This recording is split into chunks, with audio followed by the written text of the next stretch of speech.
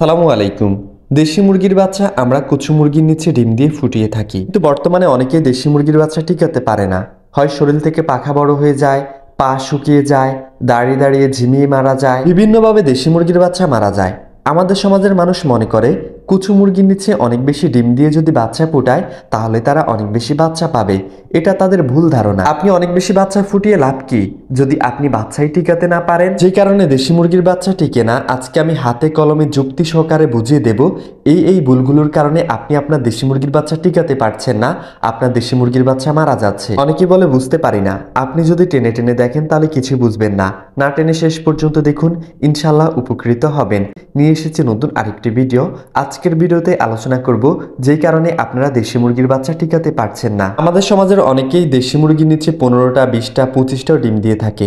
হ্যাঁ, আপনি ডিম দিতে পারেন, ডিমের সংখ্যা বৃদ্ধি করতে পারেন মুরগির আকার বড় সাইজ উপরে নির্ভর করে। মানে আপনি যে কুচু মুরগির নিচে ডিম দিবেন সেই মুরগির আকার ধরন অনুযায়ী আপনি ডিম দিতে পারেন। এখন আপনি আপনার কুচু মুরগির নিচে ডিম দিলেন, আপনার মা মুরগিটা হচ্ছে 10টা ডিম সামলাতে পারবে, মানে সে সঠিকভাবে 10টা ডিমে তা দিতে পারবে, বাকি 5টা ডিমে সঠিকভাবে হচ্ছে তা পড়ছে না, তাহলে আপনার ওই ডিমের ভিতরে বাচ্চা মারা যেতে পারে, ডিমগুলো থেকে বাচ্চা না হতে পারে, ফলে আপনার ডিম নষ্ট হবে। কারণ ডিম ফুটে বাচ্চা বের হওয়ার জন্য সঠিক তাপমাত্রা প্রয়োজন, সঠিক আর্দ্রতার প্রয়োজন। এখন আপনার মুরগি যে তা দিচ্ছে, আপনার ডিমগুলো যদি সঠিক তা না পায়, যদি সঠিক আর্দ্রতা না পায়, তাহলে মুরগির ডিম থেকে বাচ্চা ফুটে বের হবে না।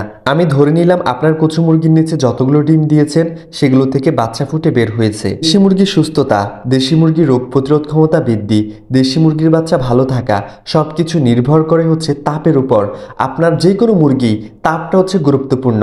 এখন মা মুরগির সাথে পালন করলে তো আমরা এক্সট্রা লাইটের কোনো তাপ দেই না। তাপটা পেয়ে থাকে যে মুরগিটার তাপ প্রয়োজন, সেই মুরগিটা মায়ের বুকের নিচে থাকে, মায়ের পালকের নিচে থাকার ফলে তার শরীরটা গরম হয়ে যায় এবং কি সে সঠিক তাপ নেয়। এখন মা মুরগিটার ধারণ ক্ষমতা আছে বুকের নিচে 10টা বা 12টা বাচ্চা রাখার। আপনার যদি 20টা বাচ্চা ফুটে বের হয়ে যায় তাহলে আপনার 20টা বাচ্চাকে কিভাবে তাপ দিবে? যে বাচ্চাগুলো সঠিকভাবে তাপ পাবে না সে বাচ্চাগুলো রোগ প্রতিরোধ ক্ষমতা কমে যাবে, সে বাচ্চাগুলো দুর্বল হয়ে যাবে, তখন শরীর থেকে পাখা বড় হয়ে যাবে, ঝিমিয়ে মারা যাবে, পা শুকিয়ে যাবে। কত আপডেট ওষুধ কত কিছু বের হয়েছে। আগে তো ওষুধ তেমন ছিল না, মানুষ দেশি মুরগিকে কিভাবে টিকাতো? তারা বুদ্ধিমত্তার সাথে কাজ করত। তারা কুচু মুরগির নিচে অনেক বেশি ডিম দিত না, তারা লোভ করতো না। বর্তমান মানুষ মনে করে যে অনেক বেশি ডিম দিলে অনেক বেশি বাচ্চা পাবে, তার অনেক বেশি মুরগির বাচ্চা হবে। এটা ভুল ধারণা।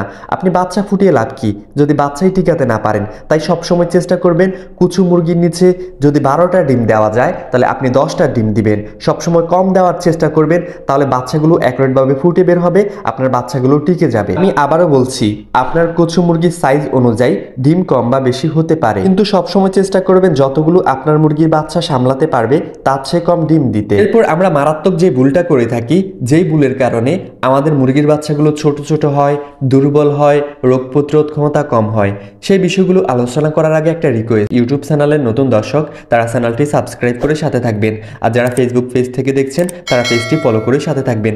দেশি মুরগি 12টা 15টা 18টা ডিম পাড়ার পর তার কুচু চলে আসে। অনেক সময় কিছু মুরগির আবার কুচু আসে না, এটা জেনেটিক সমস্যার কারণে, কিন্তু দেশি মুরগির কুচু আসবে, এটা স্বাভাবিক নিয়ম, এটা হবেই।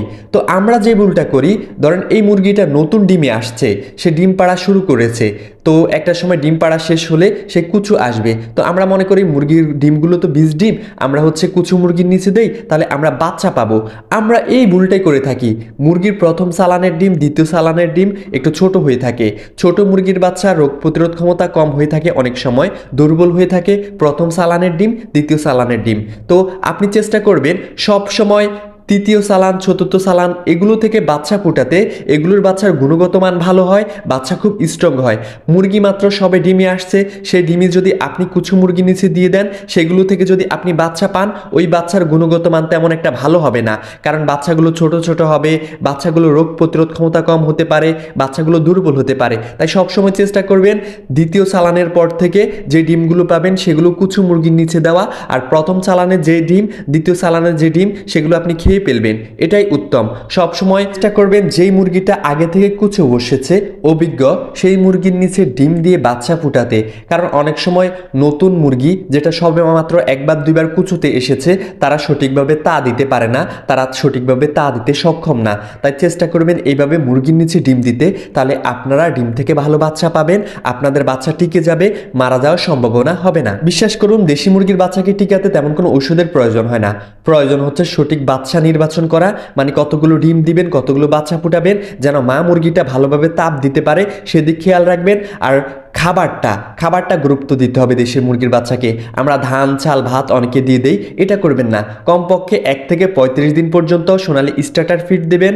এভাবে যদি আপনারা দেশি মুরগির বাচ্চাকে পালন করেন, আপনাদের দেশি মুরগির বাচ্চা টিকবে, আপনাদের দেশি মুরগির বাচ্চা মারা যাবে না, সুস্থ থাকবে, ভালো থাকবে, শরীর থেকে পাখা বড় হবে না, জিমি মারা যাবে না, আপনার দেশি মুরগির বাচ্চা রোগ প্রতিরোধ ক্ষমতা বৃদ্ধি থাকবে, আপনার দেশি মুরগির বাচ্চা ভালো থাকবে, সুস্থ থাকবে। নিয়ম কিছু টেকনিক মেনে চললে ইনশাল্লাহ ভালো রেজাল্ট পাবেন।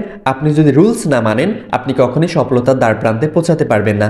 তো বন্ধুরা, ভিডিওটা কেমন লেগেছে? আমার যুক্তিসম্মত কথা কি আপনাদের মনে হয়েছে? যদি ভালো লাগে চ্যানেলটি সাবস্ক্রাইব করুন, ফেসবুক পেজ থেকে দেখলে পেজটি ফলো করুন, আর প্লিজ কমেন্ট করুন আমার ভিডিও আপনাদের কেমন লাগে। কে কে এই পর্যন্ত ভিডিওটা দেখেছেন তারা অবশ্যই জানিয়ে দেবেন। আল্লাহ হাফেজ, আসসালামু আলাইকুম।